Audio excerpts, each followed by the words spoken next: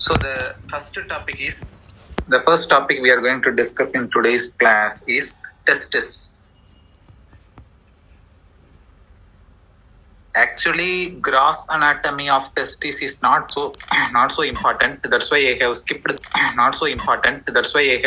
the topic when we were discussing the abdomen perineum. But since the topics I'm going to discuss today, some students have requested. Okay, so better to have an idea. Okay, nothing wrong. Okay, so the usual question in testis is descent of testis. Okay, which is related to embryology. Fine, descent of testis and congenital anomalies.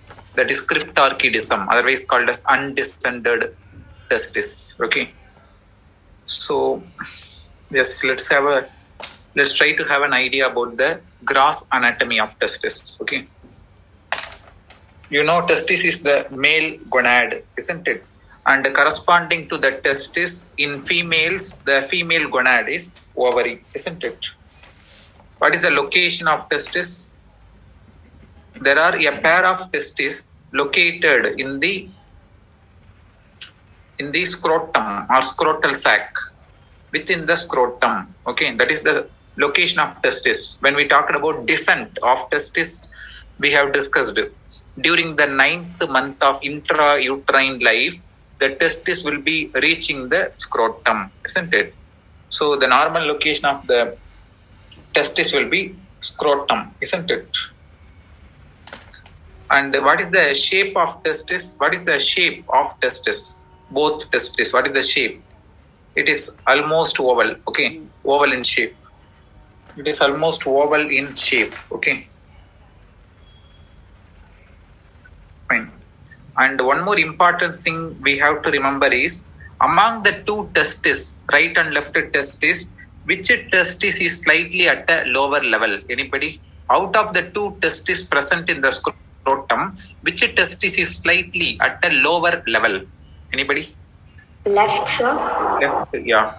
So remember, in some of the colleges, I don't know about all the colleges or not, in many of the colleges, at least in majority of the colleges, this testis with the spermatic cord will be a discussion topic. Okay, in practical discussion topic, testis with the spermatic cord specimen will be there. Okay, so when you get the testis specimen for discussion, this question will be asked definitely. Okay, which testis is slightly at a lower level? If the question is asked, the answer is left testis. Okay, left testis lies slightly lower. Okay, both are located in the scrotum only, but the left testis is slightly lower. Okay, than right testis. Then the right testis.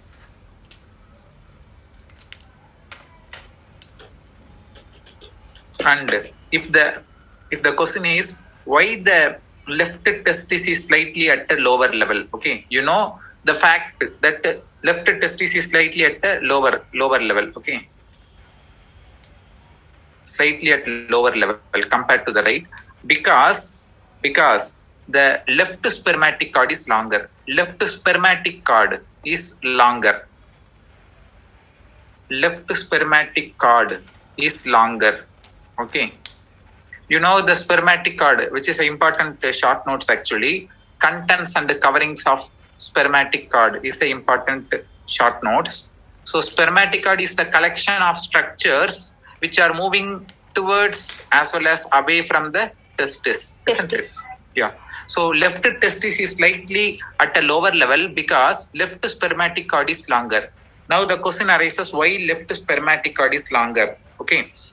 It is because of, we know during the intrauterine life there is one procedure, normal phenomenon called as descent of testis. After development of testis within the lumbar region, they have to descend in order to reach the scrotum, isn't it? Okay, so which testis starts descending earlier out of the two testis? Anybody?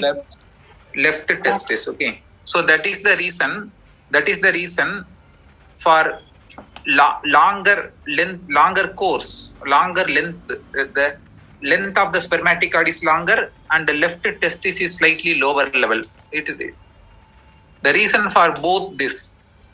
The reason for both these conditions, okay, that is left testis is slightly at a lower level as well as left spermatic cord is longer. The reason for both these will be because the left testis starts descending earlier compared to the another one, okay, because left testis starts descending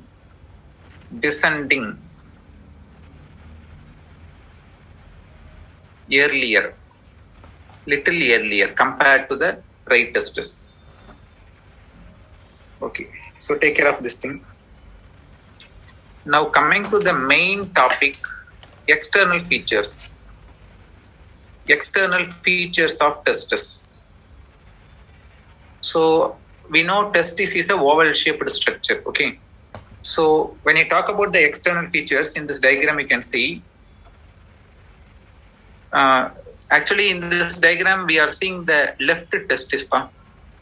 We are seeing the left testis. Which view of the testis you are seeing? Already they have given. This is anterior, this is posterior, this is above, superior, this is inferior, like that. Okay. So from this diagram, you can. College will be reopening most probably coming Monday, isn't it? Okay. So why I am saying this one as left testis? Already they have given this is anterior border, posterior border, and they have mentioned this one as lateral surface, isn't it? So obviously it will be understood. It is understood that this is left testis. Enna view padu? Left testis oda endha view paathukom? We are seeing the lateral view. Yeah. Left testis lateral view. That's why we are able to see the lateral surface. Okay. Because this view is from side, lateral side. Yeah. Okay. So what are the various external features of the testis? The testis will be having two poles. What are the two poles of the testis? Upper pole, yes, upper pole and lower pole, isn't it? The two poles of testis will be upper pole and lower pole, isn't it? Okay.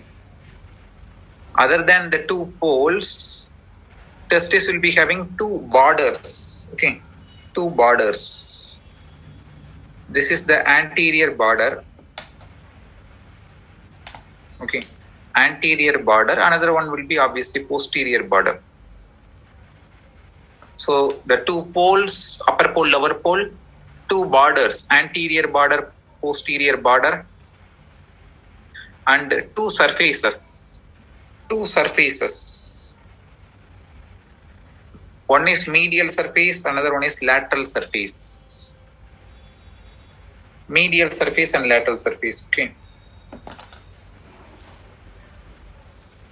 And the most important thing is when the specimen is given to you, okay, testis with the spermatic cord. When the specimen is given to you, how will you identify the side of the testis, whether it is right or left testis? You can see in this diagram and tell me the epididymis, okay, is attached to which border or which surface of the testis? Any idea? Posterior border. Posterior border, yeah. So remember, this is one important point for determining the side of the testis. Okay. So posterior border is the one which gives attachment to the epididymis. The posterior border of testis gives attachment to the epididymis. And I hope you know the three parts of the epididymis, isn't it?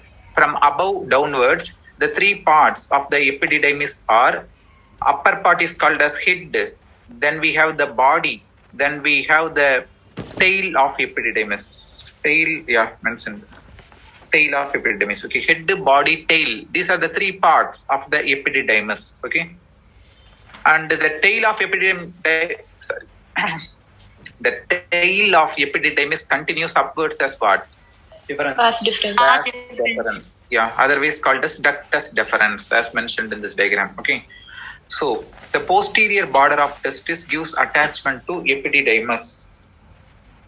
And one more important thing for determining the side of the testis is, okay, do you see something labeled here as sinus of epididymis?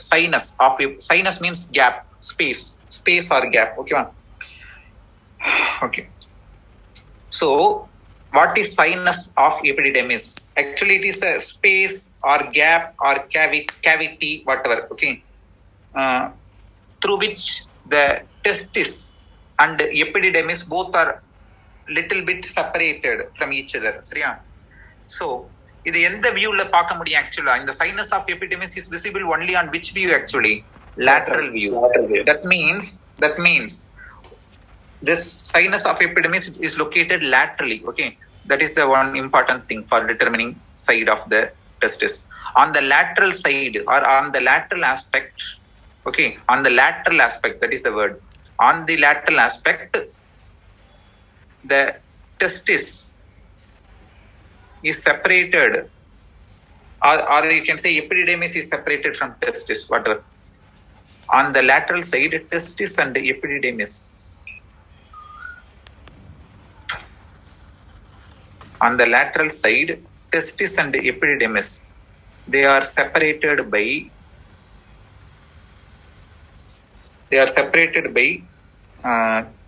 space or cavity or gap, whatever, cavity, which is known as sinus of epididymis. So if the question is during discussion only, okay, what is sinus of epididymis, where it will be visible, the answer should be on the lateral side. Okay, on the lateral aspect or lateral side of testis, between the testis and the epididymis, there is a space or cavity called as sinus of epididymis.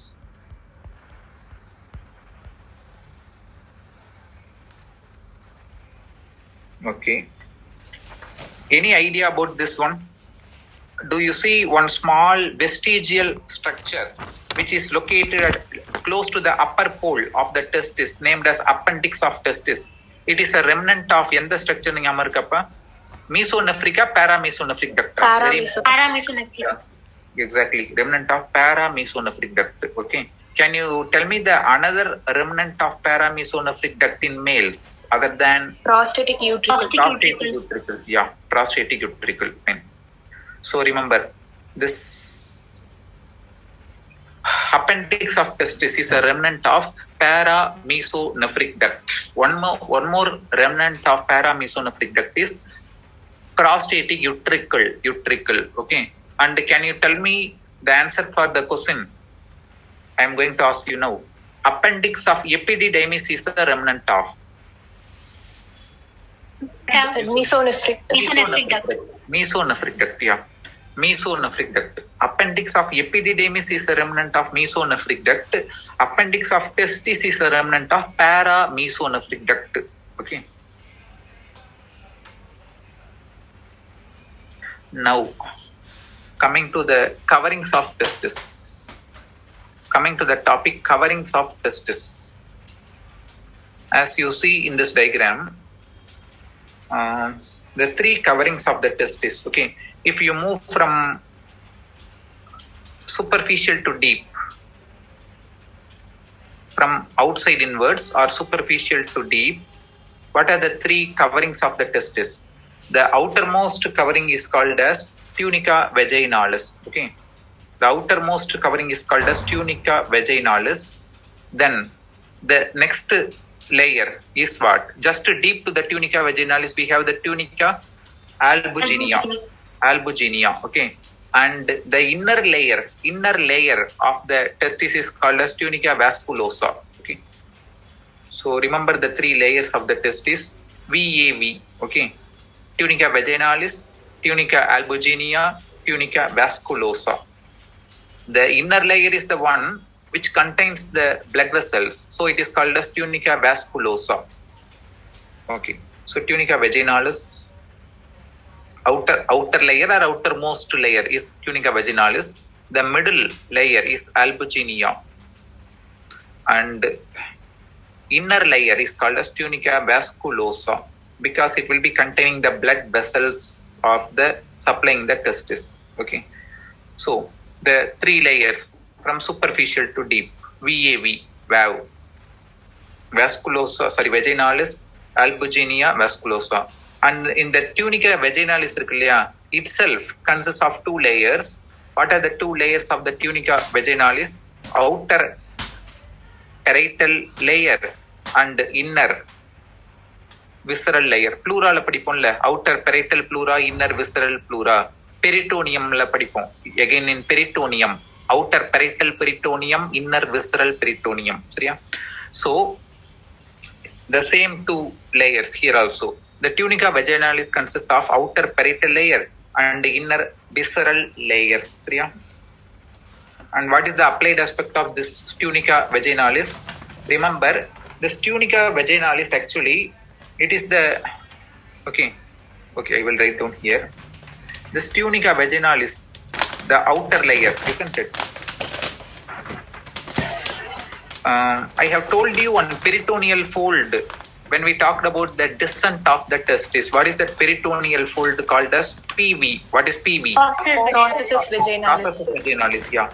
So the processus vaginalis is a peritoneal fold which will be pulling the testis towards the scrotum, along with one more fibromuscular band which is attached to the lower pole, caudal pole of the testis, namely Gubernaculum testis. Yeah, gubernaculum testis, isn't it? So both these are important factors which are responsible for descent of testis, gubernaculum testis and the processus vaginalis. Yeah, okay. So actually this tunica vaginalis is the lower persistent part. Actually once the testis reaches the scrotum, the major part of the processus vaginalis will obliterate, disappear, except the lower persistent part of the processus vaginalis, which will be persisting as one layer surrounding the testis, namely tunica vaginalis. So it is the lower persistent part or portion of processus vaginalis. Processus vaginalis oda lower part will be persisting in adults also in the name of tunica vaginalis.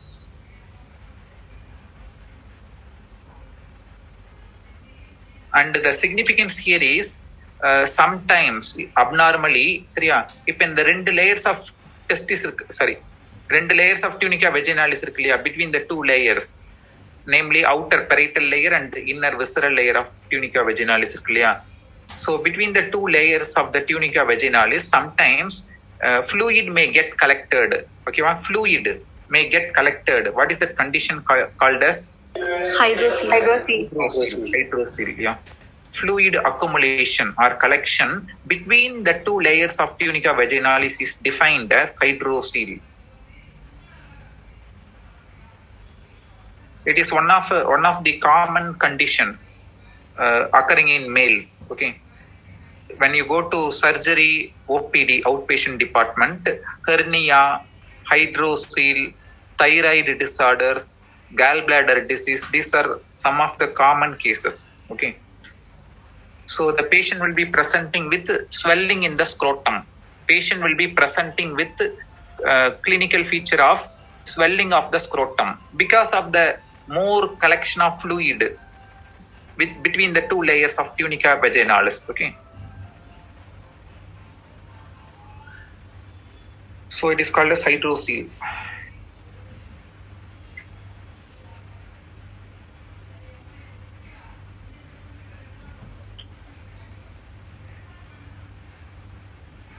Okay, and the other two layers, tunica albuginea and tunica vasculosa. Okay, and this tunica albuginea is a fibrous tissue. It is made up of fibrous tissue. Okay, it is a fibrous layer, or it is made up of fibrous tissue, whatever.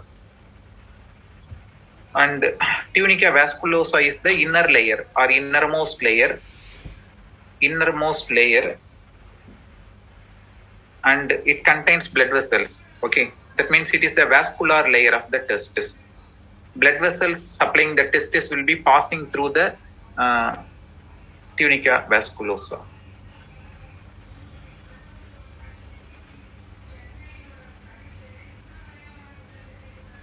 Okay, once again, so other than this we have to remember, okay, do you remember the pathway of sperm movement from the seminiferous tubules towards the epididymis? Previous slide, sir. Plus, sir. Yes, please. Thank you, sir. Yeah. Do you remember? I have told you to remember like this. SSREE, SRE. Okay. This is the pathway of sperm movement from the seminiferous tubules towards the site of storage. Okay. What is the site of storage of sperms? Epididymis. Isn't it? Yeah. So, first S is seminiferous tubules, followed by seminiferous tubules will lead to formation of what? Straight tubules. And then we have one network of structure called as rete testis. Then we have the efferent ductules or efferent tubules, and finally they will end in epididymis. Okay, that one we have to remember. Okay, now coming to the blood supply of testis.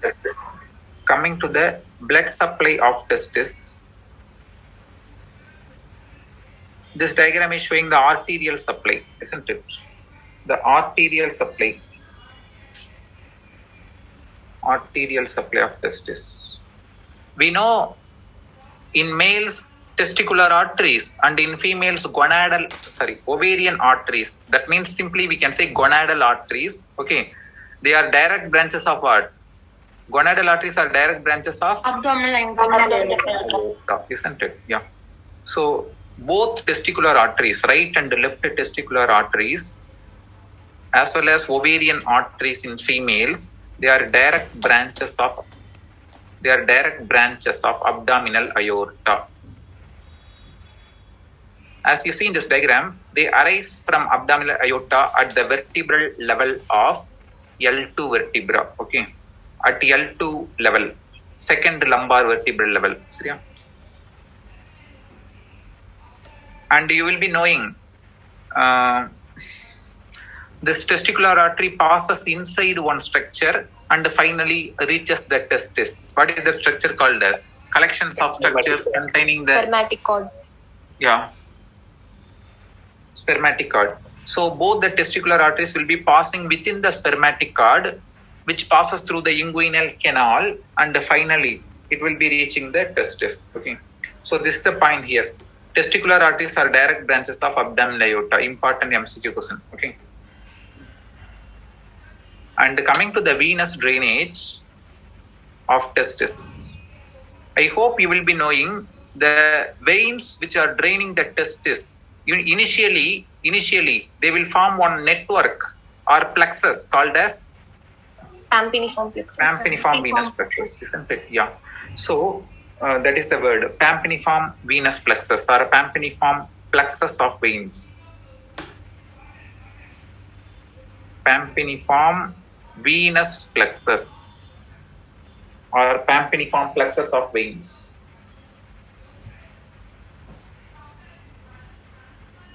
Okay, so the pampiniform venous plexus, you know, it is one of the contents of spermatic cord. One of the contents of spermatic cord. Okay, so initially in the pampiniform venous plexus totally we have formation of 4. Initially we will be having the formation of 4 veins. 4 veins form ஆகும். சரியா? And once it reaches the level of deep inguinal ring, they will form 2 testicular veins. சரியா? That is the point here. This question has been asked. Okay, at the level of deep inguinal ring. சரியா? At the level of deep inguinal ring. That means at the level where they come out of the inguinal canal. Okay, ma? At the level of deep inguinal ring, two testicular veins will be formed. At the level of deep inguinal ring, two testicular veins will be formed. That is right and left testicular veins. Initially it is venous plexus, isn't it? Then they will unite to form small venules, then large venules, and finally the two testicular veins, where they are formed, at what level? The answer is at the level of deep inguinal ring. சரியா? At the level of deep inguinal ring.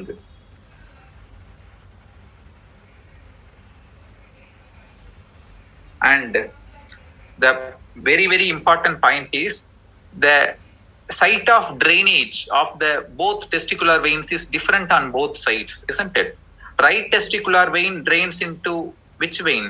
Directly, it actually directly drains into the IVC, inferior vena cava. Okay, right testicular vein drains into IVC, directly into IVC, as you see in the diagram.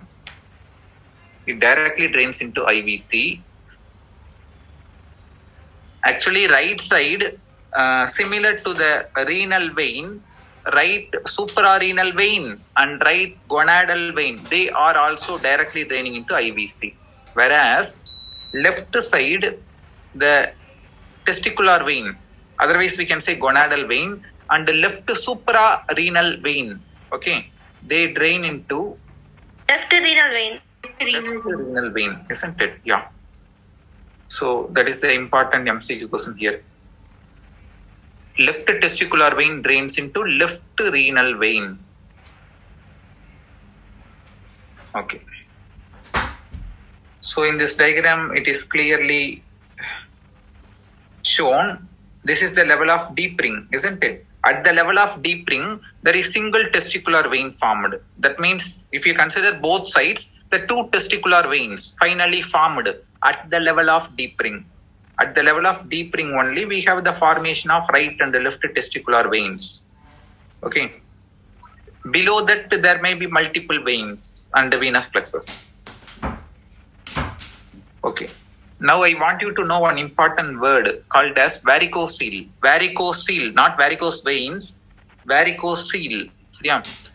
Previously, I have told you one word which is due to accumulation of fluid between the two layers of tunica vaginalis of testis. Hydrocele. That is hydrocele, fluid collection. Yeah. Now I am talking about another term, that is varicocele. Okay.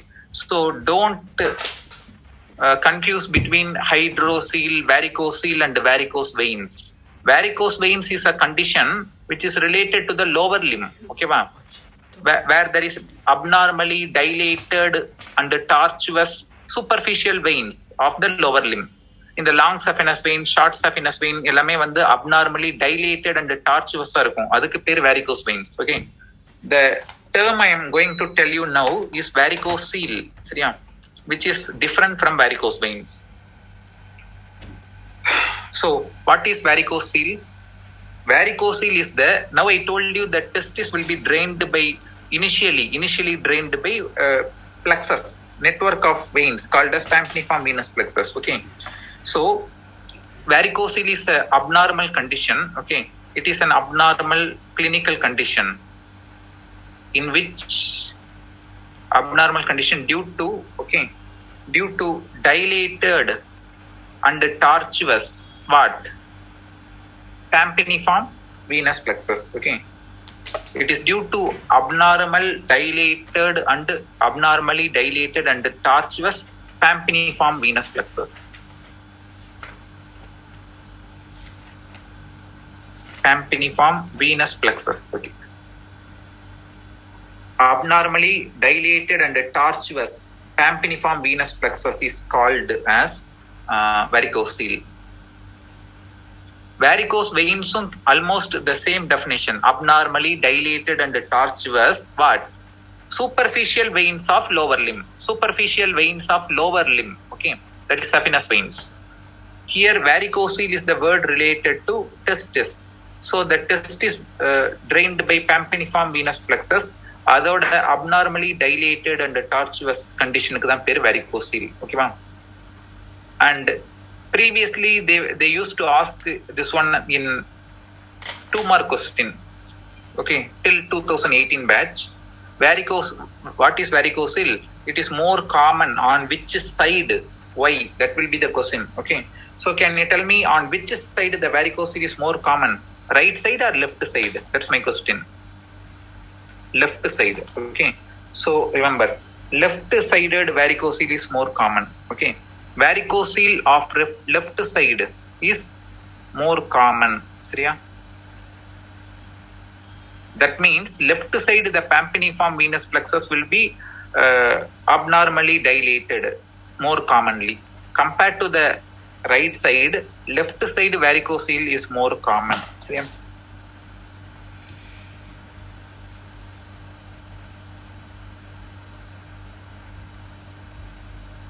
Okay.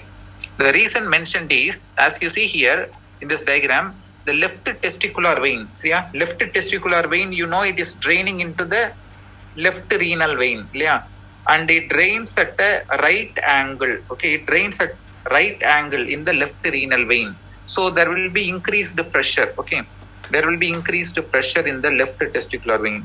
So why left-sided varicocele is more common? Because number one, the left testicular vein drains into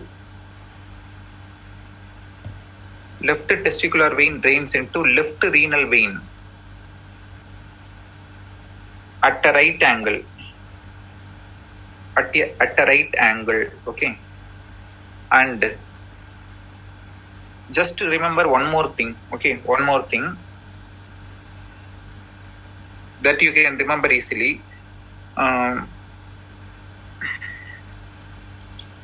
During carcinoma, okay, during left renal tumors, if there is tumors or carcinoma or tumors of the left kidney, சரியா? இப்ப left kidneyல ஏதாவது tumors affect ஆச்சு அப்படின்னா அந்த tumor cells வந்து they may cause blockage or obstruction of எந்த vein? Left renal vein. Okay, so imagine this is the left kidney. Okay, this is left kidney, சரியா? So left kidneyல இருந்து தான் we have the beginning of left renal vein. இப்ப இந்த left kidneyல if there is tumor, the tumor cells may spread through the veins, venous spread. அப்ப இந்த tumor cells எல்லாமே left renal vein block பண்ணிருச்சு அப்படின்னா the blood from the testis, left testis cannot be emptied into the left renal vein. இல்லையா? So that is one reason for the accumulation of blood in the left pampiniform venous plexus leading to abnormally dilated tortuous veins of the left side. So during left renal tumors or carcinoma,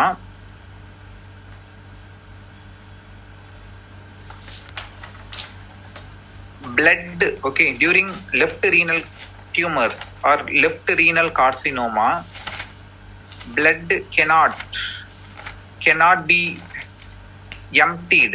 Emptied means cannot be drained, whatever. Okay, cannot be emptied into the blood cannot be emptied into the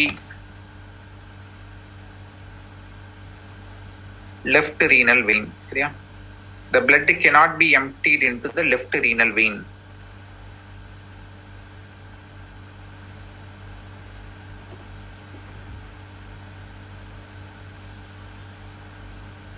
From what? From the left testicular vein. Left testicular vein normally drains into left renal vein. If there is blockage of the left renal vein because of the tumor affecting the left kidney, the blood cannot be emptied into the left renal vein. Okay. Okay. So these are the things related to the blood supply of the testis. Both the testicular arteries are direct branches of abdominal aorta at the level of L2 vertebra. Then venous drainage is by the testicular veins. Initially, pampiniform venous plexus will be formed, and at the level of deep inguinal ring, two testicular veins will be finally formed, right and left testicular veins, out of which the right testicular vein drains into the IVC. The left testicular vein drains into left renal vein at a right angle. Okay. And what is varicocele? What are the reasons for left-sided varicocele to be more common? Okay. All these things we have to remember. And the final topic, lymphatic drainage of testis. Okay. I have told you earlier in the fallopian tube, when we talked about the fallopian tube, okay, I have told you that time the lymphatic drainage of the fallopian tube is similar to the gonads, like that. Okay. In idea, the gonads, not only testis, ovary also, gonads drain into the lymph node. If you know the origin of the gonadal artery, you can say where the limb will be draining. Gonadal arteries are direct branches of abdominal aorta. So abdominal aorta surround பண்ணி இருக்கக்கூடிய lymph nodes க்கு பேர் என்னவா இருக்கும்? Para-aortic. Yeah, pre-aortic and para-aortic lymph nodes. Pre-aortic அப்படின்னா in front of the abdominal aorta அர்த்தம். On either side of the abdominal aorta, we have some lymph nodes called as para-aortic lymph nodes. Pre-aortic and para-aortic lymph nodes. Para-aortic க்கு பதிலா what is the another term we can use? Lateral aortic. Para-aortic, otherwise called as lateral aortic lymph nodes.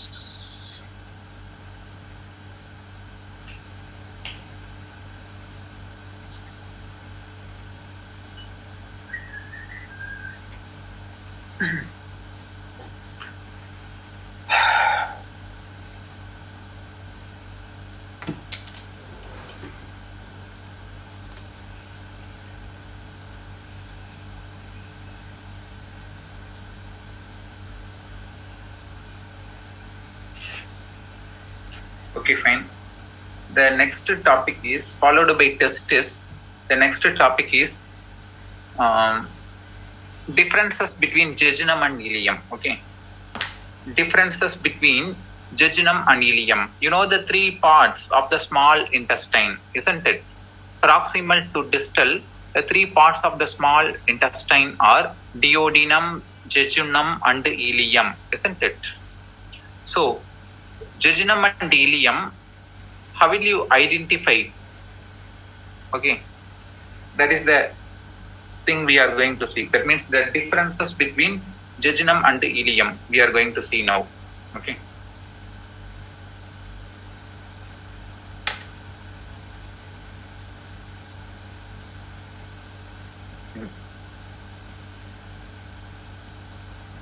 So, I hope you will be knowing jejunum and ileum both are derived from which part of the gut tube? Foregut, midgut, hindgut? Midgut. Midgut, exactly. Midgut, okay.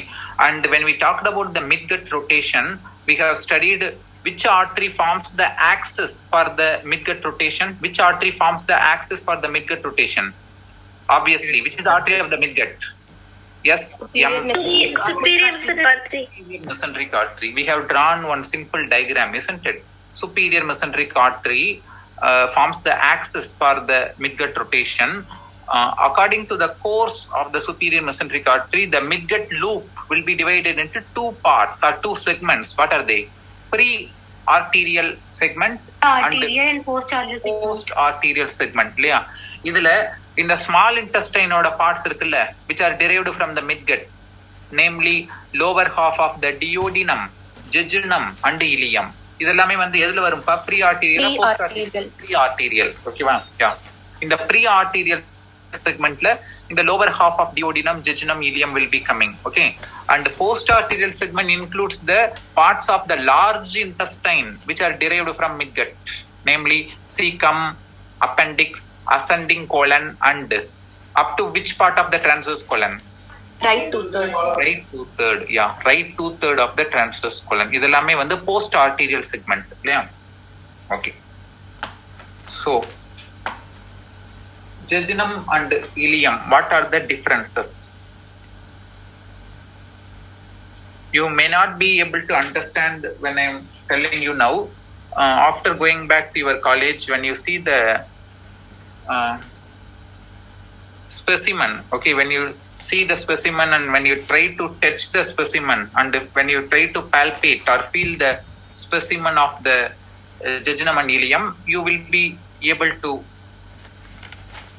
realize what are the things I'm going to say now. Okay.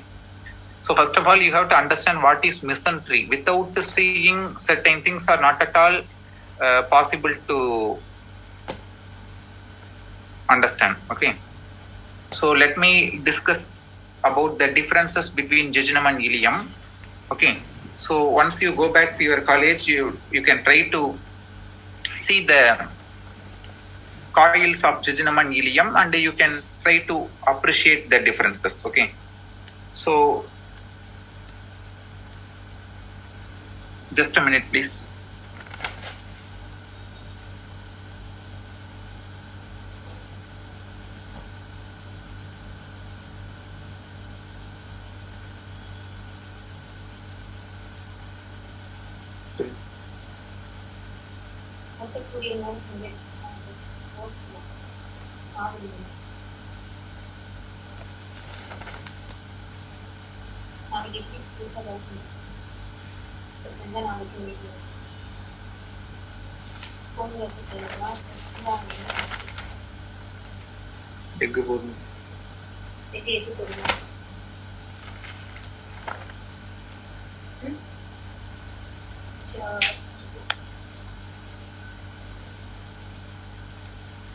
Okay, fine. So what are the differences between jejunum and ileum? Okay. So out of these two structures, the jejunum, okay, jejunum will be having a thick wall. Jejunum will be having a thick wall compared to the ileum. Seriya? Jejunum will be having a thicker wall compared to the ileum, wall of ileum. Okay, va? Then after arising from the superior mesenteric artery which supplies the jejunum ileum, initially some network like structures will be formed before supplying the jejunum and ileum. Network like structures called as arterial arcades. Okay. So as you see here, jejunum, the jejunal arteries, they will be forming only one or two rows of the arterial arcades. Okay. Only one or two rows of arterial arcades are formed, whereas ileum is supplied by ileal arteries which will be forming 4 or 5 rows of the arterial arcades. Okay.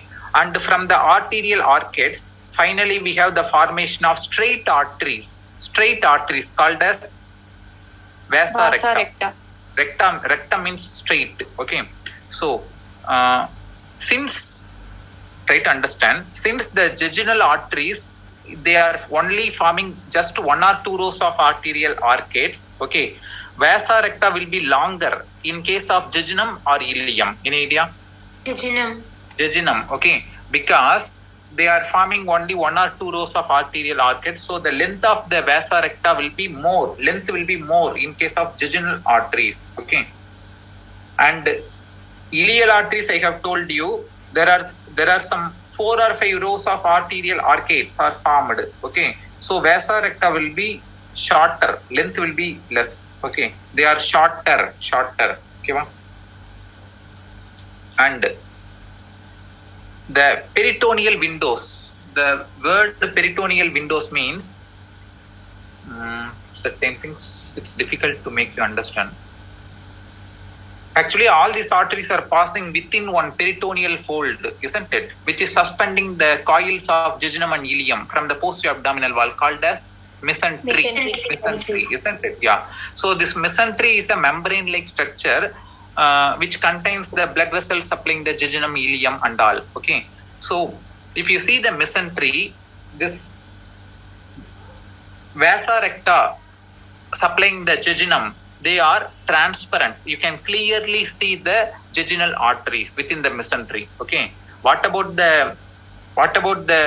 ileal arteries, vasa recta of the ileal arteries?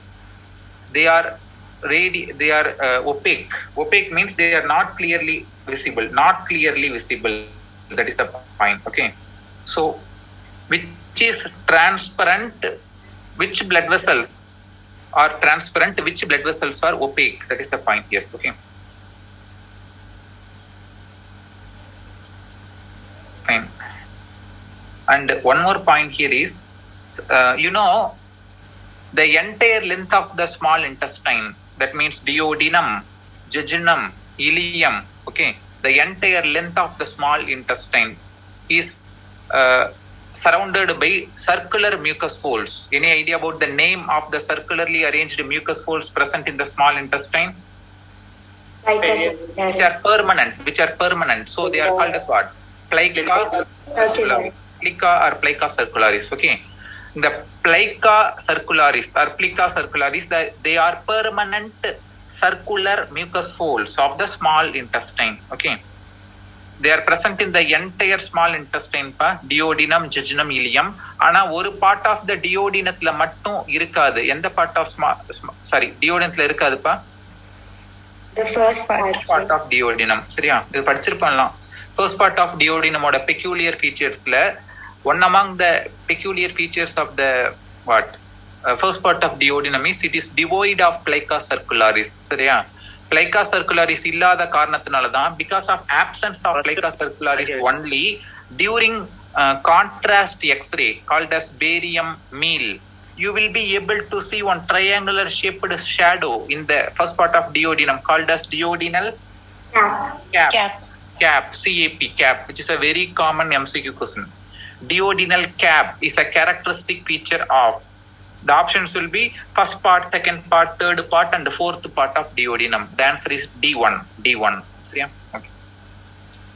So as you see here, just now I told plica circularis வந்து டியோடினத்துல இருக்கும், ஜெஜுனத்துல இருக்கும், இலியத்துல இருக்கும். சரியா, so ஜெஜுனத்துல பாத்தீங்கன்னா இந்த circular mucus folds வந்து they are larger, comparatively larger, whereas in the ileum the circular mucus folds are smaller.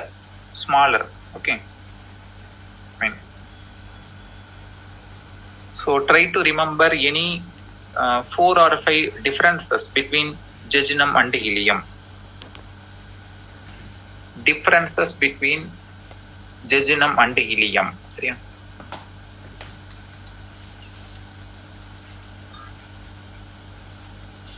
number 1, the wall is thicker.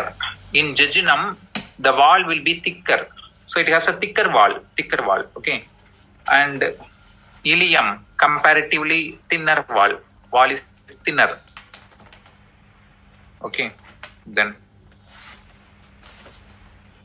how many arterial arcades are formed from for the jejunal arteries? Only just 1 or 2. Okay, yeah, the jejunal arteries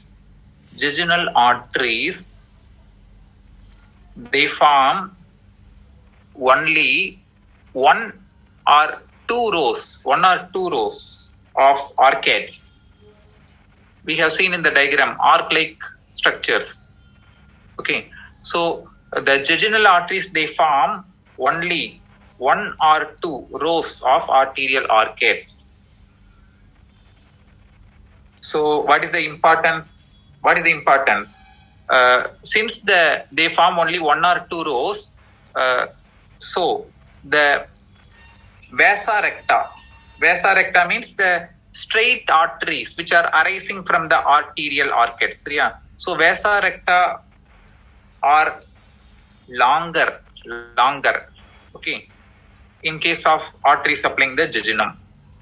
And what about the ileum? In ileum, that is ileal arteries, they form 4 or 5 arterial arcades. Okay, they form 4 or 5 rows of, okay, 4 or 5 rows of arterial arcades. They form 4 or 5 rows of arterial arcades. What is the significance? So the vasa recta which arise from the arterial arcades are shorter. Okay. So based on some of these features only, we will be able to differentiate jejunum and ileum. Yeah. Then I told you one word called as peritoneal windows, isn't it? Peritoneal windows. That means whether the blood vessels are clearly visible within the peritoneal fold, that is mesentery, or not. Okay. So they are transparent actually. Okay.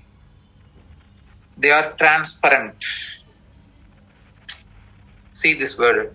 The peritoneal windows are highly transparent. Okay. But what about the ileum? Ileum contains more amount of fat. Yeah. So the peritoneal windows are not clearly seen. Fine.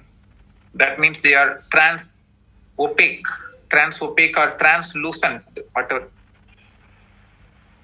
Not translucent. Okay. Opaque. Okay. So peritoneal windows are transparent, clearly visible. You can easily see the vasa recta of the jejunal arteries. Okay. Because fat is less. Okay. Because less adipose tissue. Okay. So the peritoneal windows are transparent. Whereas in ileum, the peritoneal windows are not visible, not clearly visible. Okay. They are not transparent, are not clearly visible. Why they are not clearly visible? Because peritoneal windows contain more amount of fat. Okay. More yellowish structure will be there. Adipose tissue, because of contain more adipose tissue, more fat. Peritoneal windows contain more fat. So it is not clearly visible. Okay. And finally, one more point is I have talked about the circularly arranged mucus folds, isn't it? Number 4, circularly arranged mucus folds called as plica circularis, isn't it? So the circular mucus folds, otherwise you can use the term plica circularis. Circular mucus folds are larger. Circular mucus folds are larger, whereas in jejunum, the circular mucus folds called as plica circularis are shorter.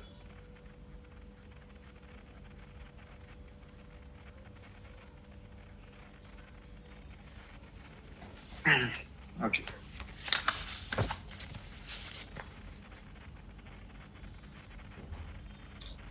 So try to remember this 4 or 5 differences between the jejunum and ileum. Seriya? One is related to the wall, thickness of the wall. Seriya? Wall thickness. Another one is related to the arterial arcades, number of arterial arcades, and the length of the vasa recta. Seriya?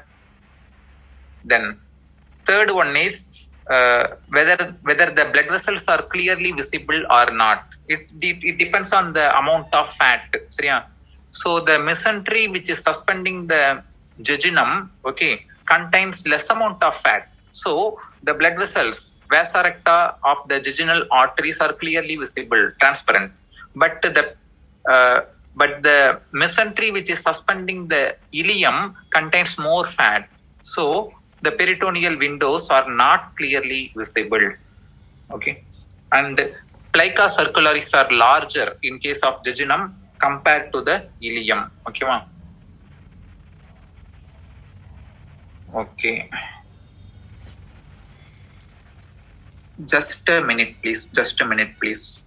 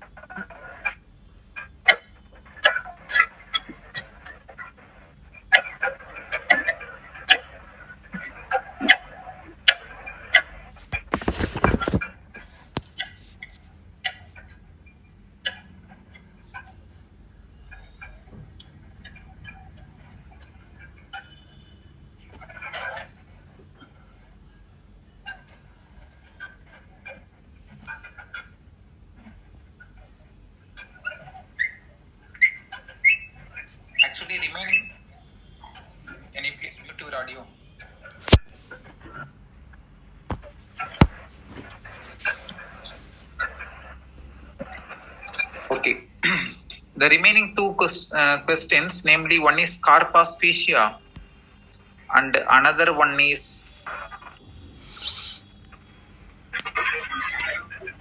MR Aishwarya இருக்கியம்மா, கொஞ்சம் mute பண்ணலாமேம்மா மைக்க.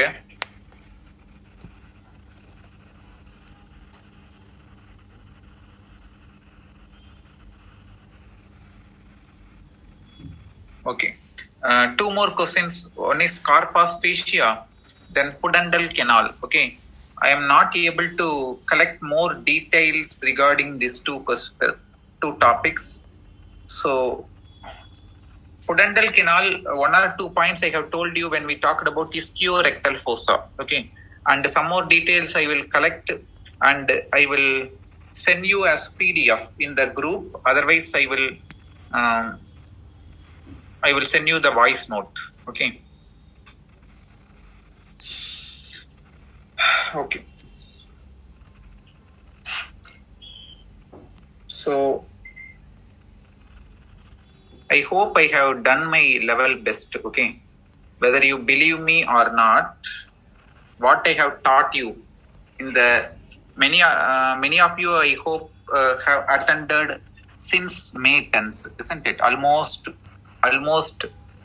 75 to 80 days, isn't it? Starting from May 10th. The entire session, some of you have attended, isn't it? So, I think I have done my level best. Definitely, I am saying beyond this, I can't teach. Okay. So, and most important thing here is, compared to the previous batch, that is 2019 batch, I have taught them for more than 5 months, starting from July to November. At least 3 batches I have conducted.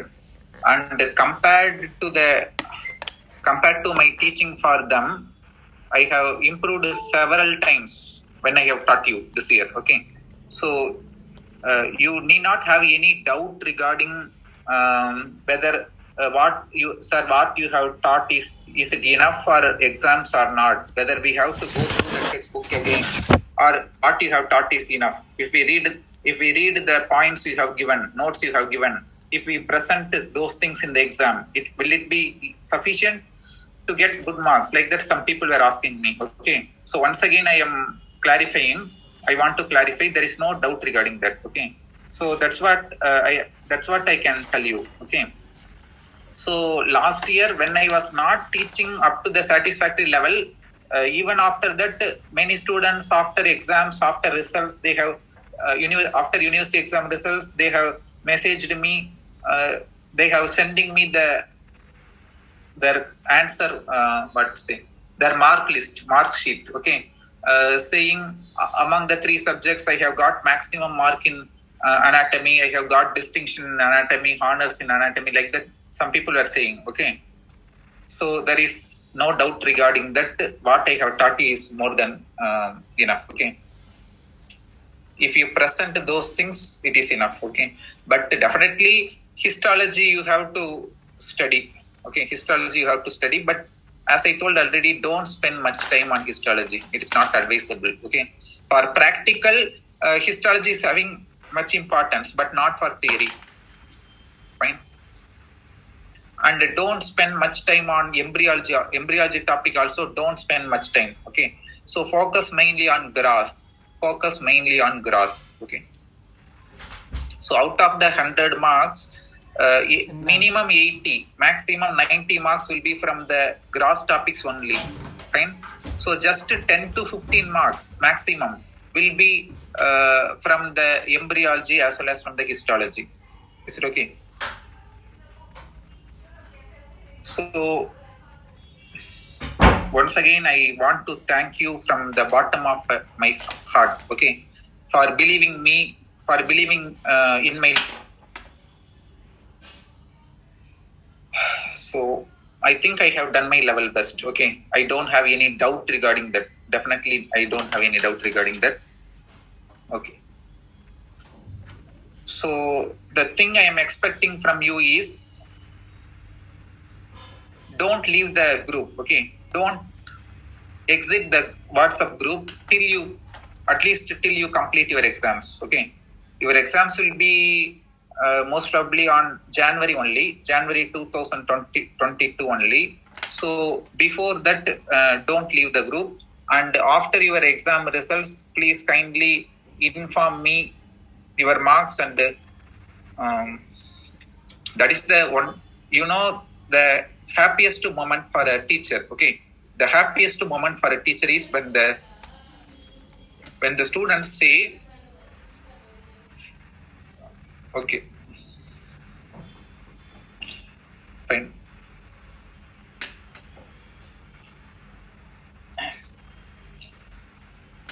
So once again, all the best for you. And some of you have texted me in the last few days, and I have not replied. Okay, so you will be replied soon within next 2 or 3 days. Okay, fine. So all the best for your future. Okay, so keep in touch. Do well. So if you have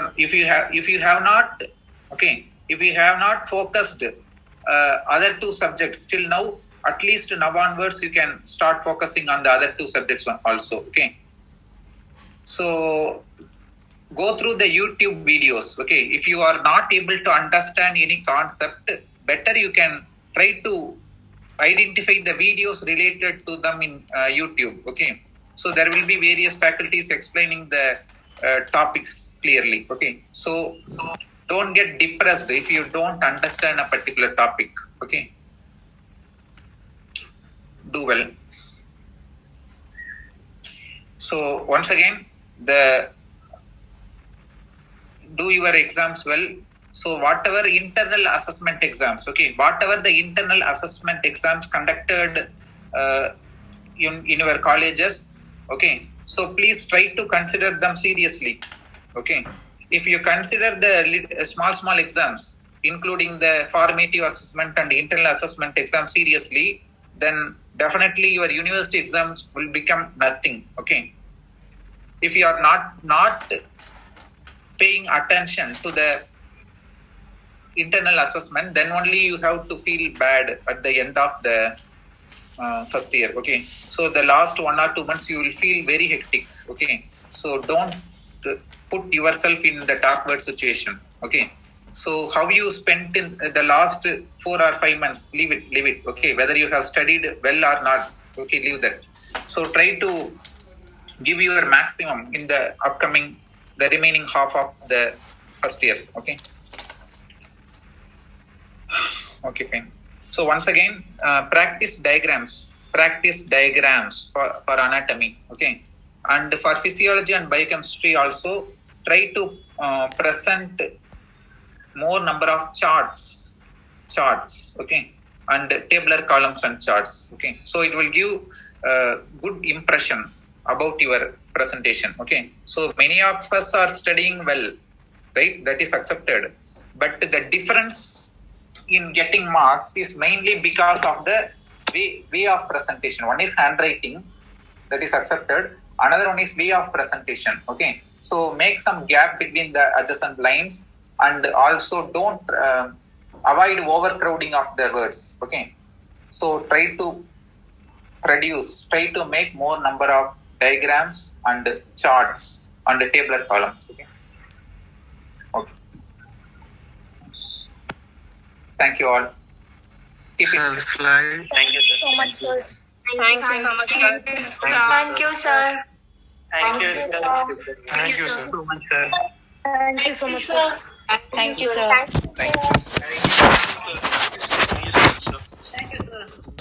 Thank you, sir. Thank you, sir. Thank you, sir. Thank you, sir. Right, sir. Yeah, just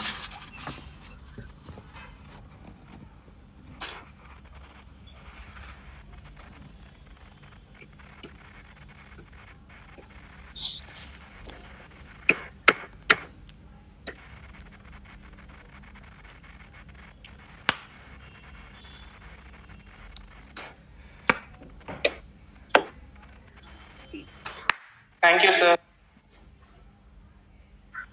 Next one, sir.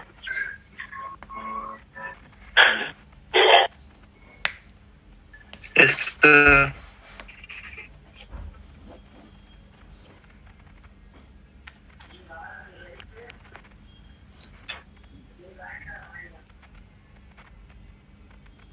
Yes, sir.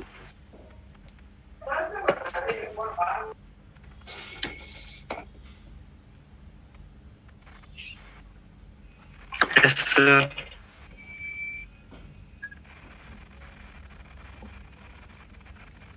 Yes, sir.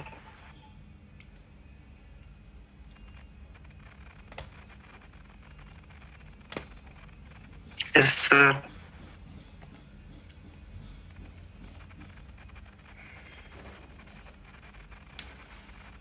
Yes, sir.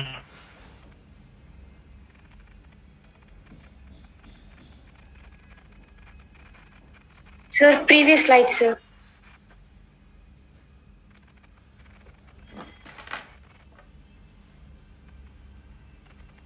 Thank you, sir. Yes, sir.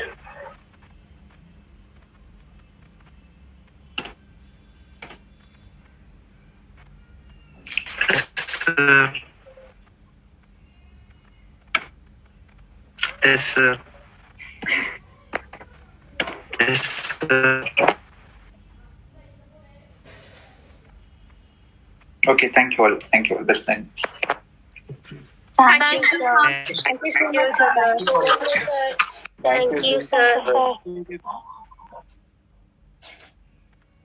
Thank you, sir. Thank you, sir. Thank you, Thank sir. you, sir. Thank you, sir.